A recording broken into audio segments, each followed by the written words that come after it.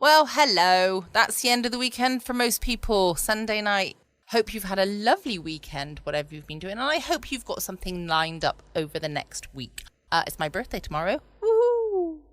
I wonder how old I'm going to be. I wonder if you can guess. No, don't guess. I don't want to know what your thoughts are. But there we go. And I will say just thank you to a couple of listeners who have sent me birthday presents. Thank you very much indeed. It's very, very appreciated indeed.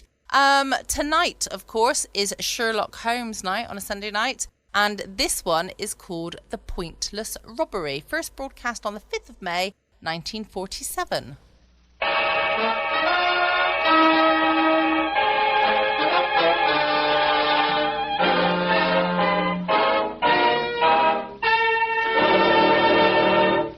Kreml Hair Tonic and Kreml Shampoo present the new adventures of Sherlock Holmes, starring Nigel Bruce as Dr. Watson and Tom Conway as Sherlock Holmes.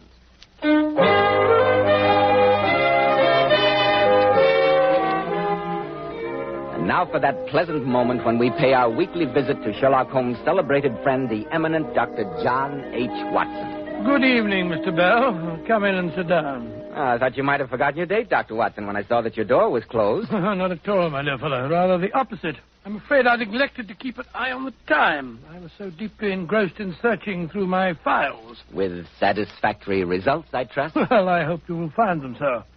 You may remember after I told you the story of the lion's mane the week before last, that you asked if Holmes had any other adventures in his beekeeping days. I do indeed, Dr. Watson. Well, I've been running through my notes concerning the remarkable affair of the pointless robbery.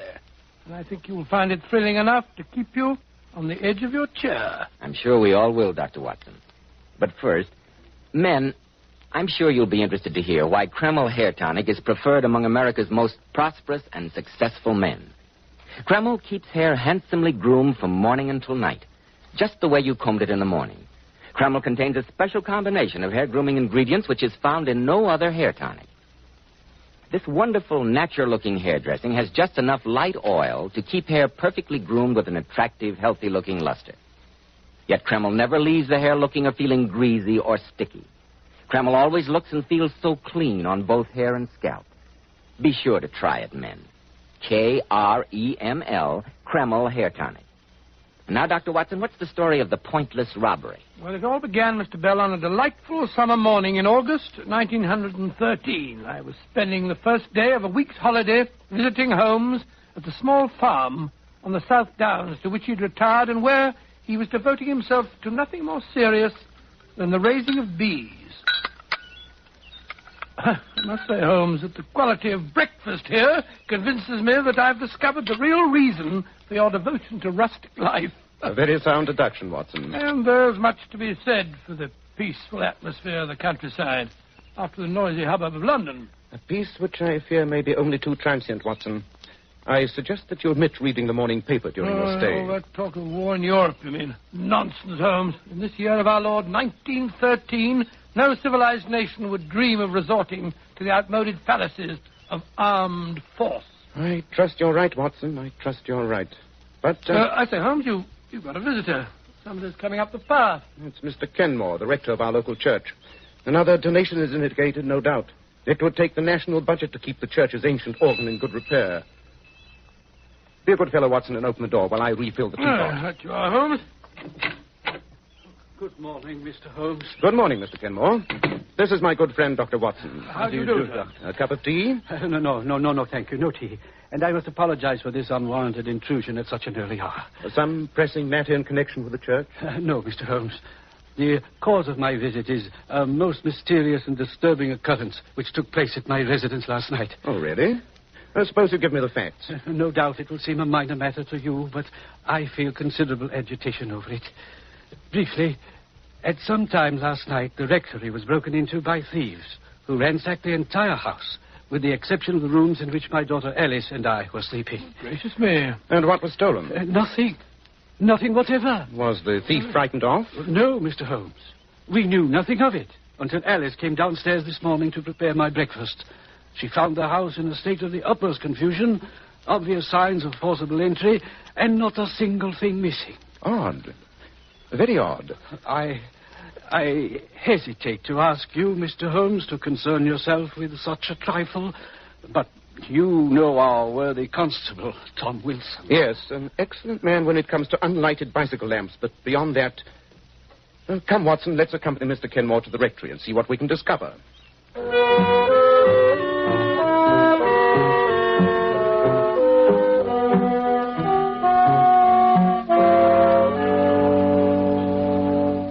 So you see, Mr. Holmes, as Father told you, absolutely nothing seems to be missing. Not that the possessions of a country rector are of such great value. Nevertheless, that silver service on the sideboard would undoubtedly attract any thief's eye. A family inheritance, Mr. Holmes.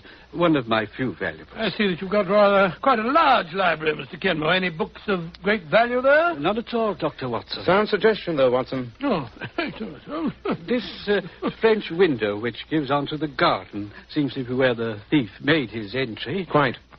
A circle of glass cut out of one of the panes. Then a gloved hand reaching in to turn the key. A gloved hand, Mr. Holmes? Undoubtedly, my dear. The blurred impressions are quite characteristic. And now that you've seen everything, Mr. Holmes, what do you make of it? It presents a most interesting problem, Mr. Kenmore.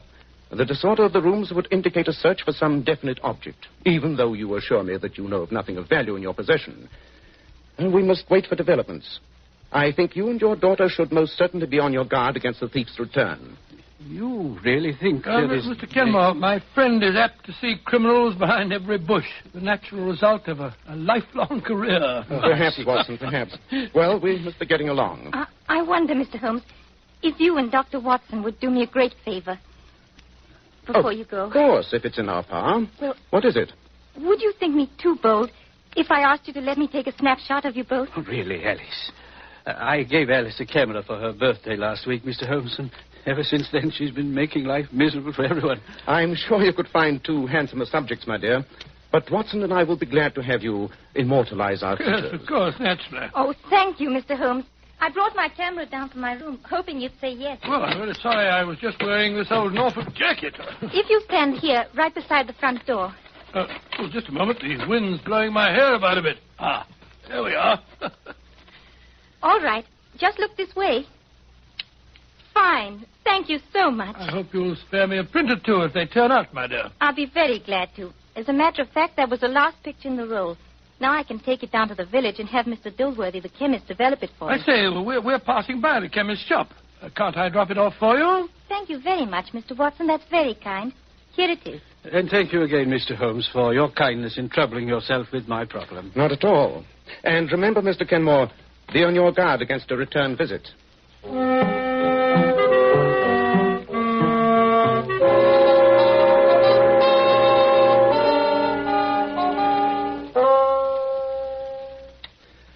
Looks to me as though you're falling asleep over your book, Watson. That's it. Well, I must admit, Holmes, that the combination of country air and that excellent dinner had a very soporific effect on me. Oh, don't apologize. We country dwellers keep early hours. Certainly different from the old days in Baker Street. I'm surprised that you don't miss the excitement of the chase, Holmes. Professor Moriarty was the spice who kept the daily routine from becoming monotonous. But apparently he, too, seems to be in retirement. Oh, have you any news of him, Holmes? The last I heard, Scotland Yard had him fairly definitely located in South America. South America, huh? Which would indicate to anyone knowing the professor as well as I do that he may be anywhere on the face of the globe with the exception of South America. Well, old fella, I'm going upstairs to sleep the sleep. What the devil's that? The church bell. Come on, Watson. There must be something wrong at the rectory.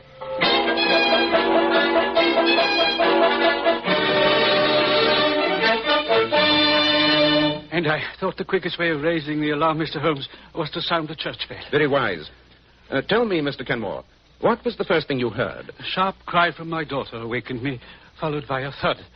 I rushed into her room and found her. Well, she'll be all right, don't you worry, Mr. Kenmore. I've had to take several stitches, but she'll have a slight concussion for the next few days. But there's no cause for alarm. Oh, thank heaven, Doctor. When I rushed in and saw her lying on the floor... Her assailant had fled by the time you entered? The open window showed only too clearly the miscreant's path. Well, you keep her in bed for a few days, give her a light diet, and she'll be right as rain. Oh, that face, the window. Well, she's semi-conscious, poor girl, to be quite expected after such a blow. No, don't touch me. Please. It's There on the shelf. No. The sleeping draught that I gave her will take effect soon. I blame myself, Mr. Holmes, for not having paid more attention to your warning. But That's of no importance now, Mr. Kenmore. What's that? Someone at the door. Pardon me. Wilson, high time you got here. You received my message? Oh, take your message as it brought me here, Mr. Kenmore. Worthy Constable Watson. There's been worse things happening in the village. What is it, Wilson? Oh, good evening, Mr. Holmes. Oh, there's fair devil's work afoot tonight. Oh, come, my man. What's up? Well, it's Mr. Dilworthy, the chemist. Well, what about him? In his rooms where he lives, back of his shop. Dead. Lying there on the floor with his head crushed in something savage. Dilworthy? Oh, horrible. Some prowling thief. No. Oh, no, sir. With the cash box sitting there in plain sight. With £4 and some odd shillings plain to see and not a penny touched. Dilworthy. Wait a moment. The ransacking of this house, the attack on Miss Alice, and now this. There's only one common denominator which applies to all three. I don't understand, Mr. Holmes. That film from Alice's camera, Watson. After we left here this morning and went to the village, you left it at Dilworthy's? Of course, it's got a... matter of fact, Holmes, I'm afraid I forgot all about it. Here's the roll in my pocket. I must apologize to Miss Alice. Not a bit of it, Watson. What do you mean, not a bit of it, Watson? I'm convinced that roll of film holds the solution of the mysterious events of the past 24 hours. And due to your convenient lapse of memory, we are in possession of the prize. But what prize are we in possession of? That, Watson, remains to be seen. Come, we just have time to catch the late train for London. A visit to Scotland Yard's laboratory will reveal the precious secret which that film is evidently concealing.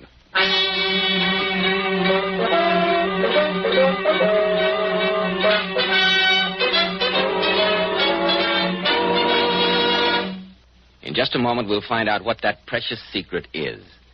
Men, when you buy a hair tonic, why not buy one that does lots more than just keep hair looking handsome? Why not get your money's worth and buy Kreml hair tonic? No other hair tonic keeps the hair more neatly groomed and attractive looking. In addition, Kreml is simply great to lubricate a dry scalp. At the same time, it removes itchy, loose dandruff and leaves the scalp feeling so clean, refreshed, and alive. No wonder Kreml is preferred among America's most successful men. Buy a bottle of Kreml at any drug counter. Ask for an application at your barber shop. Use this highly specialized hair tonic daily for better groomed hair, a more hygienic scalp. Kreml, Kreml hair tonic. And now, Dr. Watson, what did you discover on that precious roll of film which had already caused the death of one person and a murderous assault upon another? Well, as soon as we reached Scotland Yard's laboratory, Holmes wasted no time in getting permission to develop the photographs. Just hand me that second tray, will you, Watson?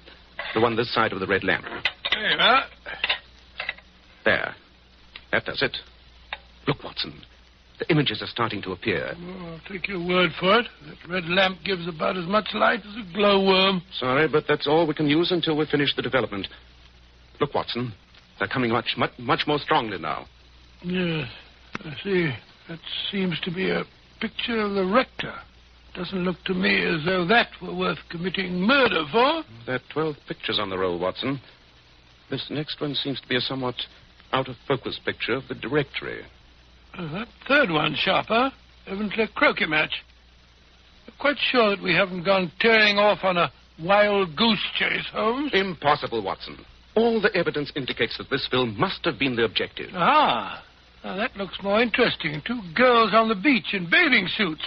I say, Holmes. What? That girl on the left's got a fine figure, eh? Undoubtedly.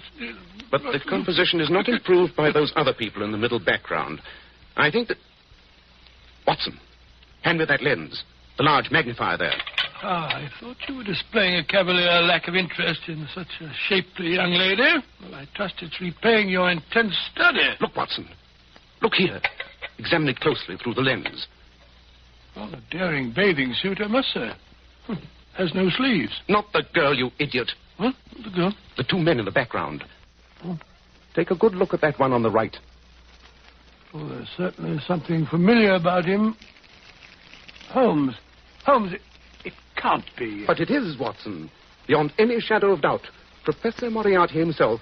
And no nearer to South America than the beaches of England. But I I don't see why Moriarty should have been so anxious to secure this film. After all, Holmes, there's nothing particularly damning in a photograph of two men seated on a beach. When one of them is the world's most notorious criminal, and when he's quite ready to commit murder to regain the film. Watson, ask the inspector to call us a car. Where are we going? You and I and this precious film are paying a visit to Sir Edward at the Foreign Office at once.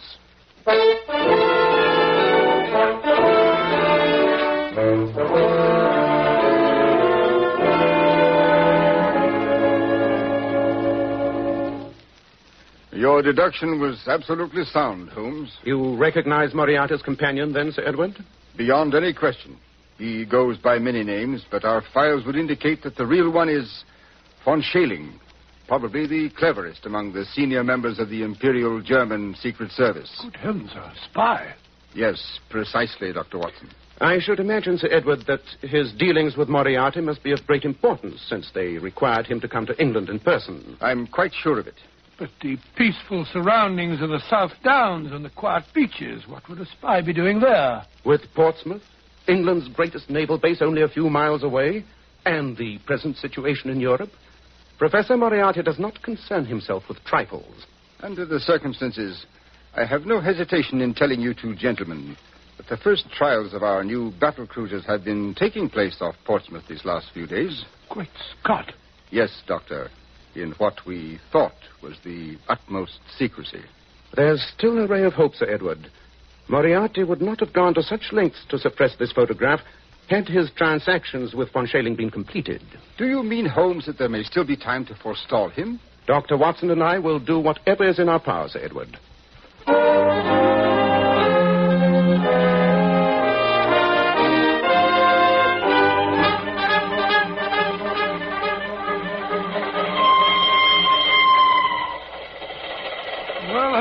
Judging from the sudden change in your expression after your silence this past hour, you've evidently had an inspiration. We must bait a trap, Watson. And that film must be our bait. Professor Moriarty must be in a fury at his bungling subordinates, who have twice failed to recover it. If I know the professor, he'll make the next attempt himself. You can't take an advertisement in the newspaper, Holmes, to lure Moriarty into a trap. If Alice and her father will cooperate, I have a method that is better than any advertisement. Oh? Well, what's that? Evidently, Watson, you're not acquainted with the post office and the postmistress of the average village, to which Falworth is no exception. She fills the function of a town crier with the utmost efficiency. She will be our advertisement.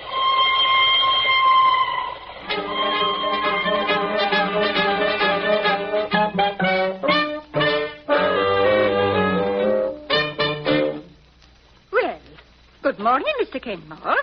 And how are you this fine morning? And how is poor Miss Alice coming along? Very well indeed, thank you, Mrs. Roberts. Ah, that's a blessing. And what can I do for you today? A shilling's worth of penny stamps, please. I do hope the young lady will be up and about again soon. We miss her cheery face. You know, Mrs. Roberts, there was an odd thing about that robbery at the rectory. What was that? All the intruder took was Alice's camera. Fancy that. After he struck her down. Not a very valuable bit of loot. No, indeed. Alice is glad she happened to remove the film that very afternoon. It's still on the library desk. Is it really now? I must remember to have it developed. Well, it's a mercy that nothing worse happened. Oh, I almost forgot. Here's your stamps, Mr. Kenmore.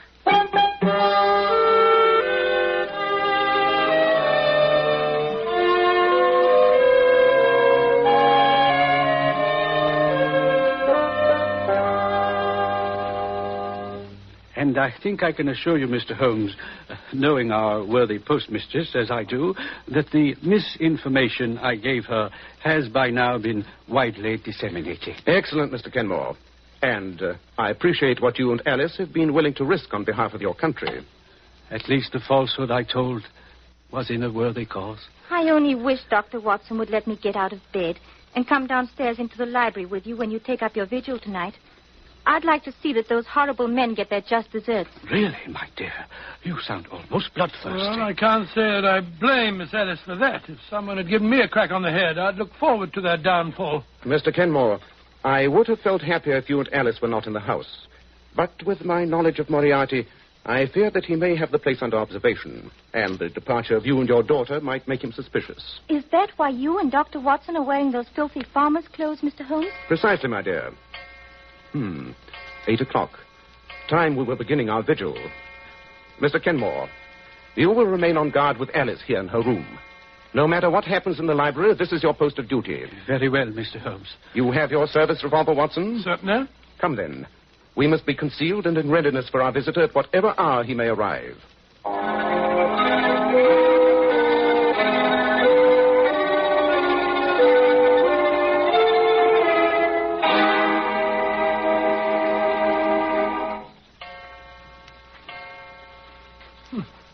Only 2 o'clock. I'm so cramped from standing behind these curtains that I thought it must be the morning. What price the peaceful countryside now, Watson? Well, I must say that... What is it? A faint sound on the gravel path. It might be a nocturnal animal or... No. There it is again. Footsteps. Is your gun ready, Watson? Ready, Holmes. He'll probably come through the French windows. It's the most inviting entrance. On your guard. Cutting out a pane of glass.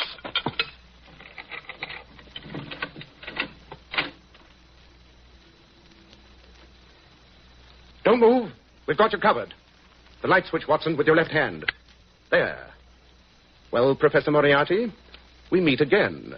If it isn't Mr. Sherlock Holmes and Dr. Watson. Keep that gun on him, Watson, while I see if he's carrying a weapon. And render myself liable to a long prison sentence.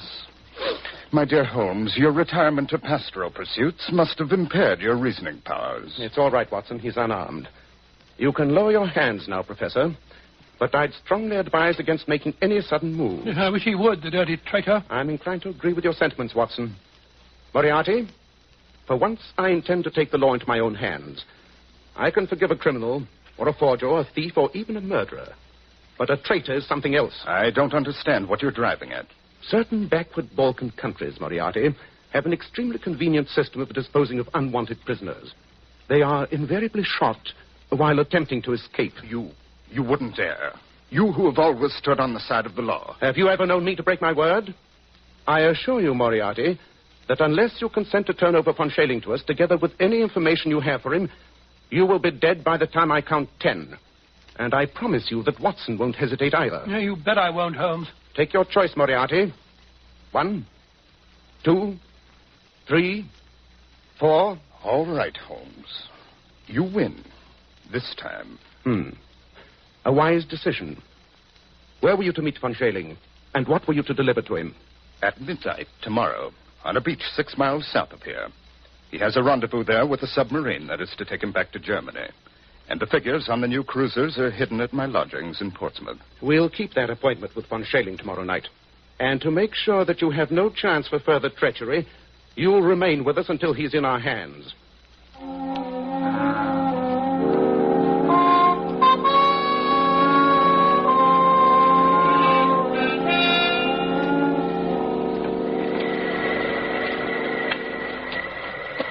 This is the spot, Professor Moriarty? 500 yards south of the abandoned dock, yes. Very well. Watson and I will remain here behind these bushes. You, Professor, will walk out alone onto the sands. I intend to take no chances of scaring off our quarry. I haven't much choice in the matter. Just a moment. Yes? Remember that we have you in plain sight, that the moonlight is strong, and that the slightest sign of treachery will be the signal for your well-deserved execution. I won't forget, Mr. Holmes. I hate to think of his going scot-free, Holmes. You cannot hate it more than I do, Watson. But letting him go free is a cheap price to pay for the squashing of his plans and the capture of Von Schailing. Here comes a car. This must be Von Schailing. No one else would be on this deserted road at this hour of night. Oh, the car's stopping. There's only one man in it. He's getting out. It is Von Schailing. Ah, Herr Professor. I knew I could depend on you. Right, Watson. Put up your hands, you. The devil... Look out, Watson! Quick work, Watson. Oh, curse you, Moriarty. You have betrayed me. Precisely, Herr Von Schailing. But why should the fact that a traitor will engage in a double betrayal surprise you? He'll be all right, Holmes. Hiding a nasty flesh wound in his leg. Well, Mr. Holmes, you have the papers and the spy. I've kept my part of the bargain. Now you keep yours. Don't worry, Moriarty, I shall. But you can count yourself lucky that the stakes for which we were playing were far more value than your traitorous life. I promise you that next time we meet, you will pay your long overdue reckoning. I shall look forward to it. Au revoir. Till our next meeting. What infernal cheek. I hate to see him go free. No more than I do, Watson. Well, at least we've had the best of the bargain. Now let's load our prisoner into the car. And who are you, anyway? The devil? Oh, hardly so eminent a personage, Von Schailing. My name is Sherlock Holmes. So, I might have guessed.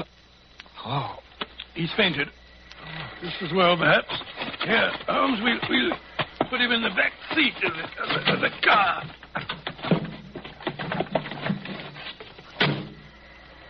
Well, you've got the spy, and that finishes that. I wonder.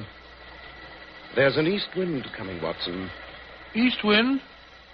Oh, I don't think so, Holmes. It's particularly warm. Good old Watson. You're the one fixed point in a changing age. There's an east wind coming all the same. Such a wind has never blew on England yet. It will be cold and bitter, and a good many of us may wither before its blast. But it's God's own wind nonetheless, and a cleaner, better, stronger land will lie in the sunshine when the storm has cleared. Start the car up, Watson. It's time we were on our way.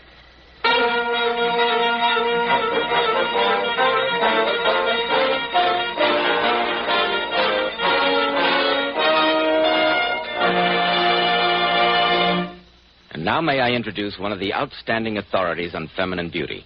He is John Robert Powers, who has received hundreds of thousands of requests from girls all over the country. Girls wishing to join his exclusive Powers Girls. And now, especially transcribed, Mr. John Robert Powers. Good evening, friends. I'm very happy tonight to bring along one of my very attractive Powers girls, Miss Pat Fordyce. And maybe we can coax Pat to tell us what she considers one of the most important requirements of a Powers girl. How about it, Pat? Well, I think one of the most important requisites is lovely, shining, bright hair. Hair that reflects natural, glossy luster and highlights. I certainly agree, Pat. And I heartily agree with you about using Kreml shampoo. Yes, Pat, I advise all my Powers girls to use Kreml shampoo. In my opinion, no other shampoo leaves the hair more radiant with such natural gloss and highlights. Why, I've interviewed hundreds of girls with beautiful faces, but with such dull, lifeless-looking hair. Then after using Kreml shampoo, what a difference. Their hair emerges a vision of shining beauty. I love its rich, velvety oil base, too. A very good point, Pat, because this oil base actually helps hair from becoming dry or brittle. Kreml shampoo also whips up a wonderful, luxurious, active foam, even in the hardest water. Yes, Pat, to glamour bathe the hair, you simply can't beat Kreml shampoo. And I sincerely recommend it to every girl who is discouraged about the way her hair looks. To every girl who wants her hair to look its shining best. Thank you, Mr. Powers, and also your very, very beautiful Powers girls, Miss Pat Fordyce. And now, Dr. Watson, what about next week? Well, now, let me see. Next week, I think I shall tell you a weird story about the strange experience of Mr. John Scott Eccles, wherein Holmes solves the murder of a certain Aloysius, or as you say, Aloysius, Garcia, and finds a kitchen full of voodoo fetishes. I call the story The Adventure of Wisteria Lodge.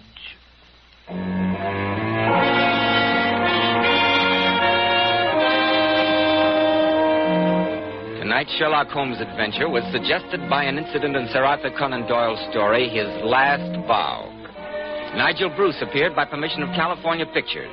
Tom Conway through the courtesy of Eagle Lion Pictures. The Sherlock Holmes series is produced by Tom McKnight, with original music composed and conducted by Alex Steinert. This is Joseph Bell, speaking for Kreml Hair Tonic and Kreml Shampoo, and inviting you to listen next week at this same time, when Dr. Watson will tell us about the adventure of Wisteria Lodge.